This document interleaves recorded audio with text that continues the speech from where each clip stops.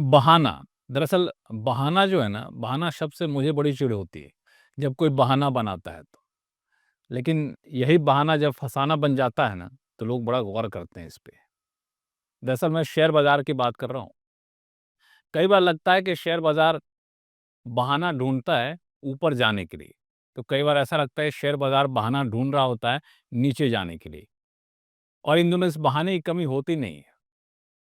कोई न कोई बहाना मिल ही जाता है शेयर बाज़ार को। जब शेयर बाज़ार ऊपर जा रहा होता है, तो गिरने का बहाना मिल जाता है। जब गिर रहा होता है, तो ऊपर जाने का बहाना मिल जाता है। और इस बहाना देने में सबसे जो मास्टरमाइंड है ना, वो हैं ट्रम्प साहब। अब देखिए ना, कितना अच्छा शेयर बाज़ार चल रहा था, यूएस के साथ ट्रेड डील की घोषणा हो गई, सारी चीज़ें दुरुस्त होती जा रही थी, ना तो कहीं से कोई हमले की आशंका थी, ना तो कहीं कोई युद्ध जैसे माहौल बने थे, सारे तनाव कम होते दिख रहे थे, तो लगा कि अब शेयर बाज़ार भी यहाँ से चलने की तैयारी कर रहा है। अलग-अलग लेवल दिए जा रहे थे, लोगों के पास जो पैसे थे, आपके पास भी पैसे थे, लग रहा था कि अब तो हो गया, मौका मिलेगा नहीं, शेयर बाज़ार में लगा दो। लेकिन इसी बीच एक बहाना मिल गया शेयर बाज़ार को गिरने का। ये बहाना बड़ा खतरनाक है। वो बहाना है ईरान और यूएस के बीच युद्ध होने का। जैसे ही ईरान के आसपास के क्षेत्रों में अमेरिका ने अपने सैन्य हथियारों की तैनाती बढ़ाई, जैसे ही तनाव बढ़े उस पूरे हवाई क्षेत्र में, उस हवाई क्षेत्र के तनाव की गूंज वहां की धरती में ना दिखी हो, लेकिन शेयर बाजार में जरूर दिख गई। झटके भर में 350 पॉइंट से ज्यादा निफ्टी गिर गया। जी, एकदम। अब ये निफ्टी 350 पॉइंट से ज्यादा गिरा सिर्फ उस आहट को सुन करके। उस गड़गड़ाहट की आहट अभी तक ज़मीन पर आई नहीं है, लेकिन ज़मीन पर जिस दिन आ जाएगी, युद्ध शुरू हो जाएगा, उस दिन क्या होगा? अब हर कोई यही सोच रहा है। तो आज हम ये जानने की कोशिश करेंगे, हमारे साथ अनिल जी हैं, जो कि रिसर्च एनालिस्ट हैं, और रिसर्च एनालिस्ट की का दर्जा जो है, इनको सेबी ने खुद दिया हुआ है। सेबी से मंजूरी प्राप्त है, तो इनकी बातें बड़ी गंभीर होती हैं। तो मैं अपनी बातें नहीं सुनाऊँ, उन्हीं से पूछता हूँ। अनिल जी, जी। ये सिर्फ़ एक बहाना था या फिर सच्चाई था? शेयर बाज़ार में गिरने का कोई और वजह तो थी नहीं? नहीं, गिरने की और कोई वजह नहीं थी। ये ईरान को लेकर जो टेंशन मंडरा रहा था, उसी की वजह से मार्केट गिरा है। और कल एक बड़ी ठोस खबर आई, जिसकी वजह से मार्केट ने आज बहुत बुरे तरीके से रिएक्ट किया। वो ठोस खबर ये थी कि लक्ष्मण जी, जो स्ट्रेट ऑफ हॉर्मुज़ है ना, उसको पार्शियली कल ईरान ने क्लोज़ कर दिया, मिलिट्री ऑपरेशंस को ध्यान में रखते हुए। अब मुद्दे की चीज़ ये है कि स्ट्रेट ऑफ हॉर्मुज़ जो है, हम 89% हमारा ऑयल इम्पोर्ट, उसी से होता है। और उसमें से 50% जो है वो स्ट्रेट ऑफ हॉर्मुज़ से होके आता है। तो ये चीज़ जो है हमारे जैसे ही ऑयल और ऑयल के रेट जैसे स्पाइक करने के चांसेस बढ़ रहे हैं, चार्ट पर हमें दिख भी रहा है कि ऑयल यहाँ से अब धीरे-धीरे बढ़ने की तैयारी कर रहा है। ये सारी चीज़ें जो हैं वो एक मार्केट में इकोनॉमिक टर्मॉइल क्रिएट करती करती हैं और इंडियन इकोनॉमी को डेंट करेगी, क्योंकि हमारा बैलेंस ऑफ पेमेंट वीक होगा, हुँ। रूपी एप्रिशिएट कर जाएगा।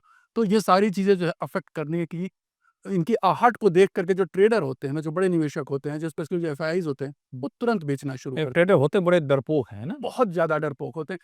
जो जो स्पेशली एफआईआईज़ हाँ। एफआईआईज़ जो होते हैं, क्योंकि उनके पास पूरी दुनिया है निवेश करने की। तो उनको लगता है ना कि अगर यहाँ से थोड़ा-सा भी रिस्क की संभावना है, तो तुरंत यहाँ का माल बेच के वहाँ लगाओ। डीआईआईज़ उतनी तेज़ नहीं बेचते हैं, लेकिन जो एफआईआई या एक पास ऑप्शन भी तो नहीं होता। ऑप्शन भी नहीं होता उनके पास हुँ। में। लेकिन डीआईआईज़ के पास ऑप्शन इंटरनेशनल फंड में भी लगाने का होता है, इंटरनेशनल मार्केट में, लेकिन थोड़ा लिमिटेड होता है, क्योंकि उनमें रिपेट्रिएशन रिस्क वगैरह जो है, आरबीआई की परमिशन वगैरह चाहिए होती है फंड बाहर करने की। अब मुद्दे की बात ये है कि शेयर बाज़ार क्यों गिरा?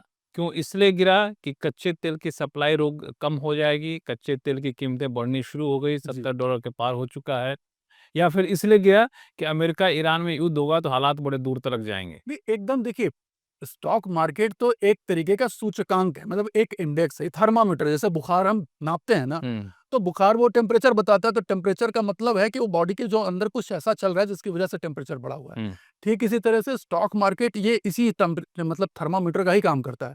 ये अचानक से गिरने का मतलब ये है कि ये जो भी कुछ घटनाक्रम होने वाला है, ये हमारे देश की आर्थिक स्थिति को डेंट करेगा। तो उसी को ध्यान में रखते हुए बाजार पहले ही रिएक्ट कर देता है। तो अब ये तो पहले रिएक्ट कर गया किसी घटना के अंदेशा में, जी। और जिस दिन घटना होगी उस दिन क्या होगा? देखिए, जब घटना हो जाएगी, जनरली क्या होता है कि मार्केट पहले ज़्यादा रिएक्ट करता है। अब घटना होगी तो एक नी जर्क रिएक्शन और आएगा। हाँ, मैं इसको और तब आएगा। दूसरे शब्दों में कहूँ जी। कि अभी स्ट्रेट ऑफ हार्मोज को बंद किया गया, कच्चे तेल की कीमतें बढ़ गई, अमेरिकी हथियार मंडराने शुरू कर डरने दिए। शुरू हो। मान लिया एक आध मिसाइल दाग दू दिए दोनों दूसरे तरफ, तब क्या होगा? तब एकदम जबरदस्त। अभी आज जो गिरावट 350 पॉइंट की मिली है, हो सकता है कि आपको एक ही दिन में 500-600 पॉइंट की गिरावट देखने को मिलेगी। अच्छा, एक 500-600 पॉइंट। एकदम एक तो जो 500-600 पॉइंट की गिरावट होगी वो क्या होगा? खरीदने का मौका होगा कि नहीं होगा? नहीं, यहाँ पर मैं नहीं कहूँगा कि ऐसे समय में खरीदना चाहिए। अच्छा, देखिए, यहाँ पर 2 सूचनाएँ, 2 सी चीज़ें हैं। लड़ाइयाँ 2 तरीके की होती हैं। एक तो ये है कि एक मिसाइल दाग दी और उसके बाद फिर सब आपस में हाथ मिला लिया, चलो ठीक है, तुमने मेरी मान ली, मैंने तुम्हारी मान ली। तो ये हम आर्म ट्विस्टिंग की भाषा में, अगर इस प्रकार की कोई चीज़ होती है तो मार्केट भी एक बार 500-600 पॉइंट का रिएक्ट करके फिर स्टेबलाइज़ होके धीरे-धीरे ऊपर आना शुरू हो जाएगा। लेकिन अगर ये लड़ाई धीरे-धीरे और लंबी चलती गई, जैसे रूस यूक्रेन जी, की लड़ाई। तो रूस और यूक्रेन की लड़ाई इतनी लंबी चल रही है और यहाँ पर जो ये अगर लंबी खींची तो लंबी खींचेगी ना, तो समझ लीजिए कि हमारा मार्केट भी है एक बेयर फेज़ में जाना शुरू करेगा, गिरावट धीरे-धीरे आएगी। अच्छा, एक बड़ी गिरावट के बाद आगे और गिरावट धीरे-धीरे बढ़ती जाएगी और लंबे समय तक चलेगी। वो स्थिति खतरनाक है। यही कारण है कि हम हर गिरावट में नहीं खरीदते। अच्छा। तो हर गिरावट में खरीदना जो है वो बुद्धिमानी नहीं होती हाँ, है। अब ये बताइए कि जी, अभी जो गिरा गिरा है जी, 350 पॉइंट, जी। अभी तो खरीदने का कोई मतलब ही नहीं बनता। नहीं, एकदम नहीं बनता है क्योंकि अभी तो बहुत बड़ा इवेंट ट्रिगर होना बाकी है। अच्छा, अब जिस दिन इवेंट ट्रिगर होगा, आप कह रहे हैं 500-600 पॉइंट मार्केट गिर जाएगा, जी। तब भी आप ना खरीदें। देखिए, उसमें उस अवस्था में जैसे जो लोग एसआईपी कर रहे हैं, हाँ, उनके लिए तो बेनिफिट है। जो लोग म्यूचुअल फंड में भी निवेश करते हैं, वो भी लॉन्ग टर्म अवधि के लिए, तो उनके लिए एक अच्छा मौका होगा वो खरीदने के लिए। अच्छा, लेकिन जो लोग पोर्टफोलियो बनाते हैं, हाँ, उनको थोड़ा सोच समझ करके हमें ध्यान रखना होगा कि ये जो भी घटना हो रही है, उसका किन सेक्टर्स पर नकारात्मक प्रभाव पड़ेगा, हुँ, किन सेक्टर पर सकारात्मक प्रभाव पड़ेगा। हुँ, तो हमेशा जो है बुद्धिमानी ये होती है कि सकारात्मक वाले क्षेत्र की तरफ जाएँ हम, हुँ, नकारात्मक वालों से थोड़ी दूरी बना करके रखें। क्योंकि बाज़ार में ये किसी को नहीं पता है कि जो चीज़ गिर रही है, वो कितना नीचे गिरी। कितना गिर इसमें मैं आऊँगा सेक्टर के हिसाब से, लेकिन मेरा सवाल एक बार फिर से दर्शकों को सफाई देने के लिए कि अभी मार्केट गिरा, मत खरीदिए। 500-600 पॉइंट हमला के बाद भी गिर जाए तो मत खरीदिए। जी। जब स्टेबल हो जाए चीज़ें, तभी खरीदें, तब खरीदिए। तब खरीदिए। अब ये बताइए कि जिनके पास पोर्टफोलियो अभी है, जी। एसआईपी नहीं कर रहे हैं, पोर्टफोलियो में कुछ शेयर पड़े हुए हैं, वो क्या करें? देखिए, लंबी अवधि का पोर्टफोलियो है तो आपको कोई उसमें चिंता करने की आवश्यकता नहीं है। ऐसा ना कि बेच लें, बाद में फिर खरीद लेंगे? देखिए, अगर ये कर सके तो बहुत ही अच्छा है। अगर आपका पोर्टफोलियो में प्रॉफ़िट है, हाँ, तो मैं बताऊँ, जैसे मैं आज की बात बताऊँ, अगर आज मार्केट जैसे गिरा है तो बहुत से लोगों ने अपना पोर्टफोलियो आज बुक करके प्रॉफ़िट बुक कर लिया है। हाँ, क्योंकि पता है वही शेयर, अगर वो शेयर अच्छे हैं तो वही शेयर फिर नीचे के भाव में खरीद हाँ। लेंगे। ये एक बड़ा अच्छा तरीका होता है और इसकी एडवोकेसी मैं करता हूँ। लेकिन जनरली सबके लिए नहीं कह सकते, फिर तो एक पैनिक फैल जाएगा तुरंत। तो ये दूसरा तरीका ये होता है कि अगर आपकी लंबी अवधि के निवेश के लिए हैं, तो जैसे गिरावट में तो उन्हीं शेयरों में कुछ और ऐड कर लीजिए।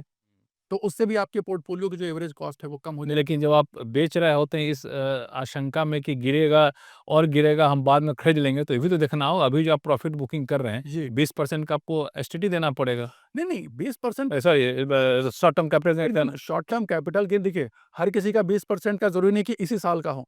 हाँ, अगर वो भी ध्यान देना पड़ता होल्डिंग अगर पिछले साल की है तो ज़्यादा नहीं, फिर तो 10% है। 12.5 पर 12% में आएगा, तो आपको ये देखना होगा कि जी। 12.5% से ज़्यादा गिरेगा हमारा शेयर, तभी आप तभी होगा। और जो शॉर्ट टर्म जो लोग ट्रेड करते हैं ना, हाँ, उनके लिए तो इतना एग्ज़ैक्टली होता नहीं है, क्योंकि वो शॉर्ट टर्म में लॉस भी बुक करते हैं, प्रॉफिट बुक करते और हैं। मैनेज नेट करते हैं। नेट जो इफ़ेक्ट होता है उतना ज़्यादा रिटर्न नहीं होता, कम होता है। तो ये सारी चीज़ें ध्यान में रखनी होंगी और उसके हिसाब से ही निर्णय लें हाँ, अपना। आप शॉर्ट में बता दीजिए, मैं 3 सवाल पूछता हूँ, तीनों सवाल का एक-एक लाइन में जवाब। जिनके पास अभी शेयर है, वो अभी बेच लें और दोबारा बहुत गिरे तब खरीद लें? दूसरा सवाल कि अभी खरीदें कि एक आध बार बम मिसाइल चल जाए तब खरीदें? देखिए, इस उत्तर देने से पहले कुछ बातें मैं बता दूँ। हाँ, बिल्कुल बताइए। जो सेक्टर्स इस लड़ाई से प्रभावित बुरी तरीके से होने वाले हैं, हुँ, उन सेक्टर्स के शेयर्स में आप प्रॉफिट बुक करके निकल जाएँ। ठीक है, जैसे? जैसे सबसे ज़्यादा इम्पैक्ट आपको पड़ने वाला है ऑयल के क्षेत्र में। आपके जो एक्सपोर्ट वाले हैं, जो ऑयल से रिलेटेड, जो ऑटो जो जाते हैं, जैसे टायर हो गई, मैन्युफैक्चरिंग कंपनियाँ, पेन पेट हो गई कंपनियाँ, जिन पे सीधा ऑयल का इनपुट है, तो क्योंकि ऑयल की कॉस्ट बहुत तेज़ी से स्पाइक कर सकती है। हो सकता है ओवरनाइट एक बड़ा मूव आ जाए। तो इन सब जो जो शेयर्स हैं, इन सब जो क्षेत्र हैं, ऐसे में से आप एक बार बुक करके निकल जाइए। दूसरी बात? दूसरी बात ये है कि अब बस मेन यही ध्यान रखना, अब उसके बाद अगर बाकी जो आईटी वगैरह या जो कुछ इस तरीके के फार्मा वगैरह अगर आपके पोर्टफोलियो में है, तो उनको रखिए, वो डिफेंसिव है, वो ऐसे में आपको एक बेटर कुशन। लेकिन आज तो गिरा तो सब गिर गया, डिफेंसिव भी गिर गया, ऑफेंसिव भी गिर गया। ये कि ये तो पैनिक सेलिंग होती है। पैनिक। पैनिक सेलिंग होती है तो फिर बाजार में कुछ नहीं बचता। अच्छा। ठीक है। लेकिन होता क्या है कि जो हम सेक्टर वाइज अगर आप पूछेंगे तो बताऊंगा कौन सेक्टर में क्या लाभ होने वाला है। हाँ, बता दीजिए तो अच्छा है, दर्शक यही जानना चाहते आईटी में बेनिफिट क्यों होता है, क्योंकि जब जैसे ही ये चीज होगी तो रुपये के रेट बढ़ने शुरू हो जाएंगे। हाँ, तो रुपये के रेट का जो बढ़ने का फायदा है वो एक्सपोर्टिंग इंडस्ट्रीज और स्पेशली आईटी को होता है। डॉलर में मिलेगा, डॉलर तो डॉलर में मिलेगा। को जैसे जो है अभी देखिए तो अभी 1-2 दिन में देखिए अब डॉलर के रेट जो बढ़ने शुरू हो चुके हैं इंडियन मुद्रा के मुकाबले। तो 90 पे आ गया था, वो बढ़ के 91 क्रॉस कर चुका है। तो इस तरीके से उनको रेट उसका फ़र्क पड़ जाएगा। तो अगर आपके पास वही कहा कि आपको थोड़ा ध्यान ये देना है और कि कौन सेक्टर है? 1-2 और बता दीजिए। डिफेंस के क्षेत्रों में आपको सपोर्ट मिल सकता है। जब भी लड़ाई होती है तो डिफेंस के सेक्टर में थोड़ी-सी गरमा-गर्मी आ जाती है, ये हमने हमेशा देखा है।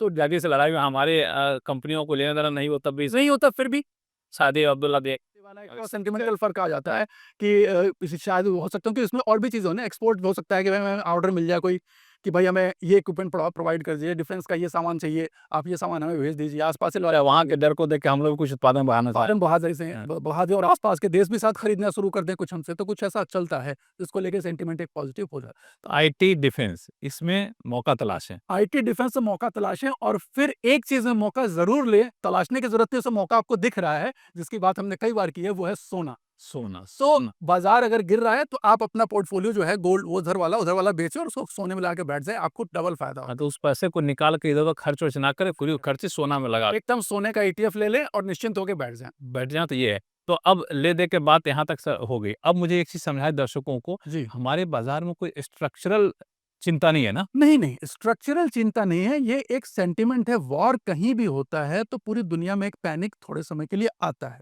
अब एक बार जब रशिया यूक्रेन हुआ था तो मार्केट में अच्छा खासा करेक्शन हुआ था, लेकिन उसके बाद बार-बार एक ही कारण से मार्केट नहीं। बहुत लंबा खिंचा, लेकिन मार्केट फिर उभर गया वहाँ से। ठीक है, वो पुरानी बात हो गई। अब एक चीज़ जिसमें आपकी एक्सपर्टीज़ बहुत ज़्यादा है, आपका बिल्कुल सटीक बैठता है मामला, वो है कि हमें बताइए कि अभी जितना गिरा मार्केट, नीचे कहाँ तक जा सकता है? पहला सपोर्ट कहाँ, बेस कहाँ? ये जो सपोर्ट बता रहा हूँ मैं, अब जो सबसे इम्पोर्टेंट सपोर्ट था जो हम आज वॉच कर रहे थे निफ्टी में, निफ्टी का लेके बता रहा हूँ, निफ्टी 50 के लिए वो 25,500 का एक सपोर्ट था, वो आज टूट गया। 25,454 पे मार्केट बंद हुआ है, उसको 450 ही मानिए।